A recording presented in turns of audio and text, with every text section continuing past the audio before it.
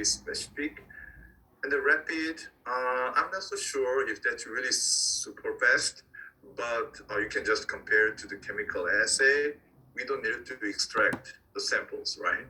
So we skipped one steps, so there's less steps being involved in this reaction, so that it's going to be faster than the chemical assay. And again, so we don't have to do the extractions. So actually, for the extractions, we have to use some sort of a chemical, but we don't have to use it, right? So that's the benefit of the enzymatic assay. Disadvantage though, we use the enzymes containing reagent in the working solution, which means the reagent will be not that stable. So which means we have to use up. The expiration date is really, really short. So we have to use it and then trash it if we used up. And then also the maintaining the reagent in the refrigerator will be very, very important.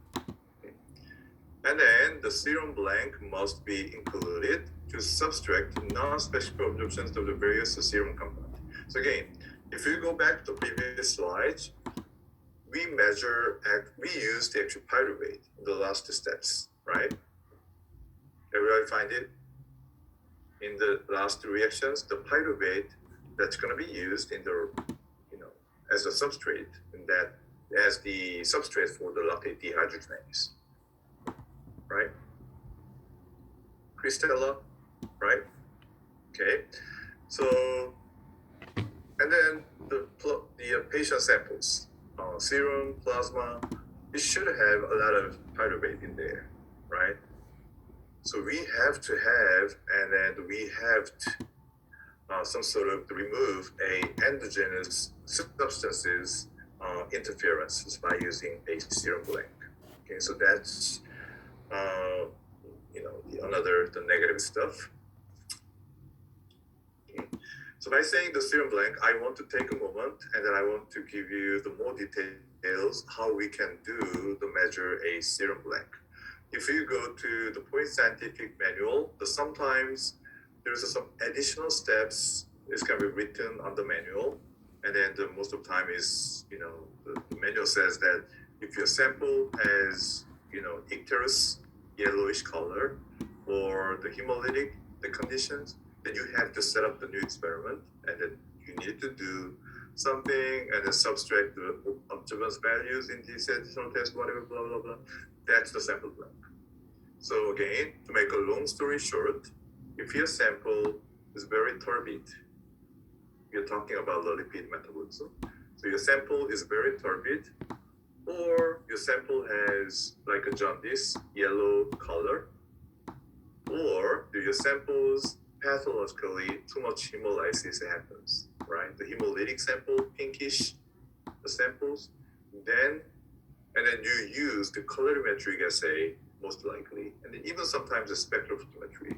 You have to think about the sample blank, and then your value is going to be much more better. Okay, so here to do the sample blank, we have to set up the additional experiment. Please, I know you must be very tired, but please wake up. I'm going to ask these ones in the test, and then probably this is going to be the kind of the long essay type of the questions. So you're going to tell me how you're going to set up the sample blank, and then how you're going to use these sample blank values. So it is very important. Actually, I see the many the active scientists working in a hospital laboratory or the research laboratories or the R&D, the pharmaceutical company laboratory. Many people don't know about the sample blank. So this is very, very important. Okay, so even if your samples has the color red, yellow, you have to do the experiment you're supposed to do. So we have blank and the standard, unknowns. You have to do as you always do. Okay, so first of all, we have to do it. After you got the observance by using the normal procedure, then we're gonna set up a new experiment. Okay, so this sample blank is the blank but it's not the blank like we discussed, like water blank, reagent blank, sample blank is not the same, okay? So we have to set up the new set of experiment to get the sample blank values, okay? So by saying that, in the laboratories, we can have three test tubes. So you're gonna label, one is the blank, right? And one is the standard, one is the unknown, right? You do every times, right?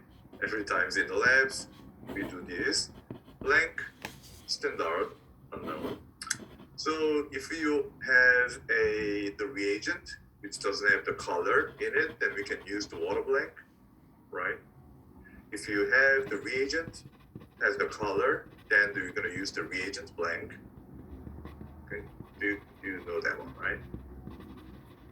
Okay, if you know, can you give me some sign? Okay, okay, good.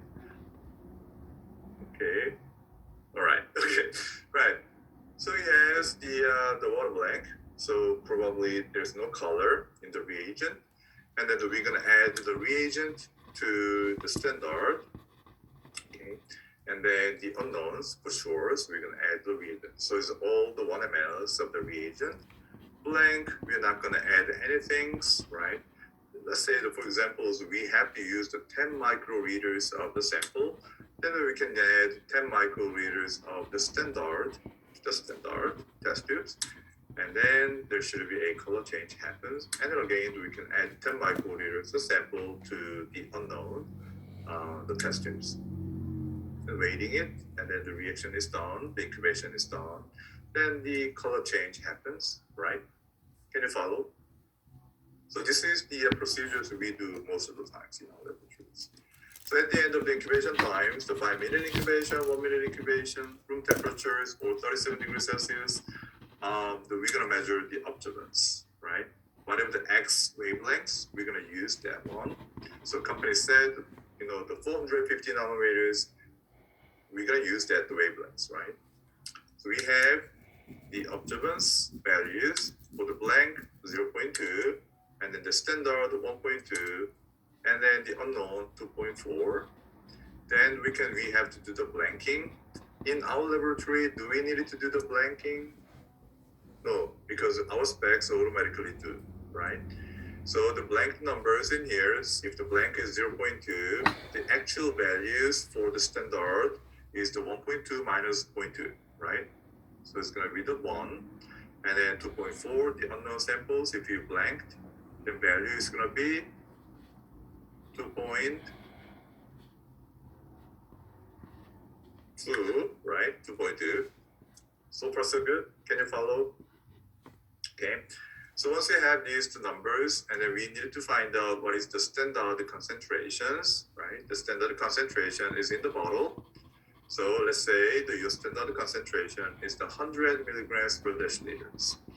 So if you have this kind of information, can you calculate unknown concentration? Right? We can do the calculation. So unknown concentration, because of this is 2.2, it should be 220 milligrams per deciliters. So if there is no colors in the sample, it's just straightforward, it's done deal, right? Let's say we have the samples have some hemolysis. Okay, so we have now the samples being hemolyzed. And then we measured the values again here, and then the blank number is a 4.0. Okay, and then if you do the calculations for this, the hemolysis sample, then the value is going to be 400 milligrams per deciliters. But we know the sample is being hemolyzed, so we cannot use this number, and we cannot believe these numbers because the hemolysis actually interrupt the observance values. So under these conditions, we have to set up the sample blank.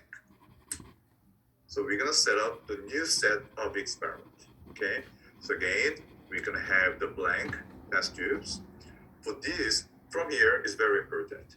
For sample blank setup, we are not going to use a reagent, okay? For the experiment we do here in the main experiment, definitely we have to use the reagent, right? Then we can do have the chemical reactions and the reactions, whatever. But in this sample blank setup, we are not going to use reagent. Always use the water or 0.9% of the sodium chloride. What is this? Saline, right? So we can use water or saline. Okay, so we have the sample blank test tubes, and then we're gonna set up the test tubes, which is gonna be the unknown. Okay, we don't have to have the standard, right? Because we're not gonna do any chemical reactions in this the sample blank setup. Does that make sense? Okay, so now we have two additional tubes for the sample blank setup. One is the blank, and then we're gonna add 1 ml of the water, exact the same volumes of the volumes that you used in the main experiment here. So you're gonna use it. So if your main experiment you use the 500 microliters, in here the blank has to be 500 microliters of the water. In this the main experiment, somehow if you use the 2 ml of the reagent, then in here, so you're going to use the 2 ml of the water, so saline. Has to be same volume. That's the number ones I was looking for in your answer. Has to be same volumes of the reagent and the water. So unknowns here, the sample blank. Obviously, we have to use the same volumes of water or salines again. You have to use, if you use the water for the blank, you have to use the water for the unknown. If you use the saline for the blank, we have to use the saline for the unknown. Does that make sense? Okay. So in this, the sample blank setting, we are not using the reagent. We are using a water. Okay, to make a long story short. So after that, we are going to add a hemolysis the sample to this unknown sample test tubes, water. So you're going to add sample 10 microliters. There's a second one. You have to use the same volumes of the samples that you used in your main experiment. So sometimes you use the 1 ml of reagent, and then sometimes you add 50 microliters of the samples, right? If that's the case, if you use the 50 microliters of samples in here, this has to be 50 microliters. Does that make sense? So in here, because we use the 10 microliters in the main experiment, we add 10 microliters of the unknown sample to the water. When I ask you guys this one is in a test, and then actually I can change the sample volumes, and then you just memorize these ones, and your answers you're going to add in sample blank. I'm going to add a 10 microliter samples. In the questions I said you use the 25 microliter samples, then you're not going to get any credit, right? You have to use the 25 microliter samples in here in the sample blank settings, right? Exact the same volumes of water, exact the same volumes of the samples that you used in the main experiment. So far so good? Okay. Since we use the water, no reagent, even if you add the samples in here, no chemical reactions or no enzymatic reactions happens in here. Does that make sense? Right? So after you adding it, you're gonna do the exact same incubations. If you have to do the incubation 5 minutes, if you have to do the incubation 1 minute in the main experiment, you needed to do the exact same incubations in here. 5 minute incubations. Then we are going to measure the ODs again. What is the wavelengths you have to use in this sample blank? Sample blank. Same as you used previously. Exactly. So if you use in here the main experiment, if you have the 450 nanometers, you use it. And then in here, the sample blank, you have to use the 450 nanometers. So somehow, okay, you kind of thinking and said, okay, in the main experiment, I used the 450 nanometers wavelengths. And then in these, the sample blank, we are not using the reagent, we just use the water. So I'm gonna change the wavelengths to, the 550s. No, okay, this is not gonna work. You have to use the same volumes reagent and the samples, but also you have to use the same wavelengths that you used, right? Very important. So using the same wavelengths, you're gonna measure the ODs in this case. Let's say just water is 0.05, and then unknown sample is a 0.4, and then this the 0.4 is coming from sample color, right? You can say it because there's no chemical reaction, enzymatic reaction happens. But your sample is the hemolysis. So this the 0.4, the observance is came from your sample color. Does that make sense? Okay. Then still we needed to do the blanking because we have the water, the observance in here. So if you subtract these, the 0.05 from here, then we're gonna get a sample blank ODE is a 0.35. So these eventually, the 0.35 observance in this the same wavelength setting in this experiment is came from the hemolysis the sample, not the chemical reactions. Okay, so that's the sample blank. So after you got this number, we're not done yet. You have to do the blankings again. So in these times, we know the samples, hemolysis sampled in the main experiment, observance, the blanked observance is a 4.0, right? And then now we are gonna subtract this sample blank OD from this the 4.0.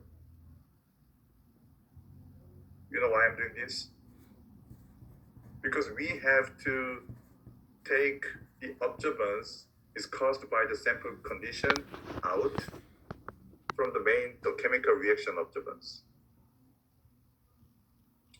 So these the reactions, this OD value is came from chemical reaction and hemolysis condition, right? This 4.0 is the addition of chemical reactions and the sample color. Does that make sense? And now you do the sample blank, so you know how much OD it came from the sample blank, sample color, which is the 0.35. So we can exclude, take this part out, then the leftover in here, 4 minus the 0.35, which is 3.65. This is the true observance that you get from the chemical reaction. Does that make sense?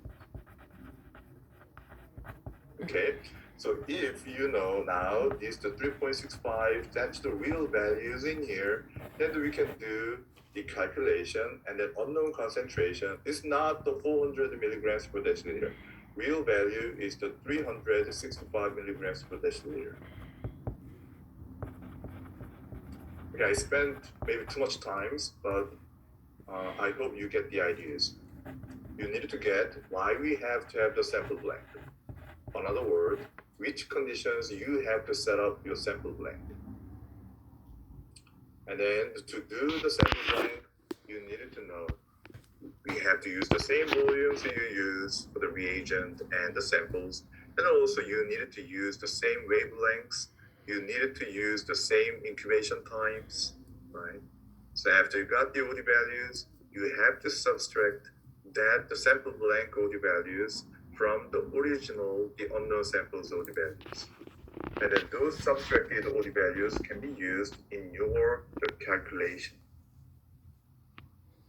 Any questions? If you have any questions, please ask me now. I promised it's going to be on your test. And then this is not going to be multiple choice. Practically, this is very important because you have to set up these ones when you do the manual essays or special tests in the settings.